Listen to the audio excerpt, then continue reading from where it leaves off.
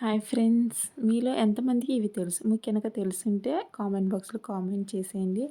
వీటిని చూసి మీరు చిక్కుడుకాయ అనుకుంటే బఠానీలో కాలేసినట్టే. ఇవి చిక్కుడుకాయ అయితే కాదండి. పచ్చి బఠానీ అంటారు చూసారా? అవేనండి ఇవి. మనకి కూరగాయల మార్కెట్‌లో ఎక్కడైనా సరే దొరుకుతాయి. వీటిని ఎక్కువ వాడడానికి ట్రై చేయనండి. ఇవే హెల్త్ పరంగా అయితే చాలా మంచిది. మనకి మార్కెట్ బయట అమ్ముతారు రూ. 5 ప్యాకెట్లు. అవైతే మంచివి కాదండి. అవి జస్ట్ కలరేసి అమ్మేస్తూ ఉంటారు. వాటికన్నా ఇవే మంచివి. ఇవే ఒరిజినల్ అండి. హెల్త్‌కి కూడా చాలా మంచివి. ఇవే ఎక్కువ వాడుతూ ఉంటారు. ఇప్పుడైతే తగ్గిపోతుంది ఒరిజినల్ కాబట్టి.